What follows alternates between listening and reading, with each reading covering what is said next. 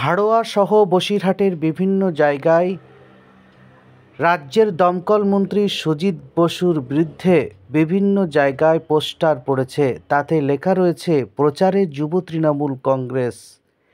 সেই নিয়ে বসিরহাট সাংগঠনিক জেলা তৃণমূল কংগ্রেসের আইএনটিটিউসি সভাপতি কৌশিক দত্ত বার্তা দিলেন বাদুড়িয়া থেকে মঙ্গলবার বিকেল ৩টে নাগাদ।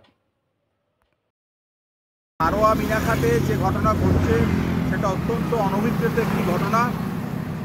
দল বড় হয়েছে, মতপার্থক্য থাকতেই পারে, কিন্তু গোষ্ঠীদ্বন্দ্ব কখনোই কাম্য নয়। বসিরহাট সাংগঠনিক জেলার মাটি, তৃণমূল কংগ্রেসের শক্তিশালী একটা ঘাঁটি। আগামী বিধানসভা নির্বাচনেও আমরা 7টা বিধানসভার 7টাই আমরা জিতব। এবং যে অনভিপ্রেত দুর্ভাগ্যজনক ঘটনাটি ঘটেছে, যে মতপার্থক্য সুলভ মানসিকতা প্রকাশ পেয়েছে, সেটা ঊর্ধ্বতন নেতৃত্বের নজরে আছে। আমাদের নেত্রী জননেত্রী মমতা বন্দ্যোপাধ্যায়ের প্রতি আমাদের আস্থা আছে।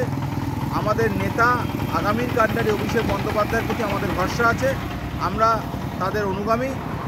নিশ্চয়ই বিষয়টা তারা অত্যন্ত গুরুত্ব সহকারে দেখছেন এবং এই সামান্য মতপার্থক্য দ্রুত মিটবে বলেই আমরা আশা করছি।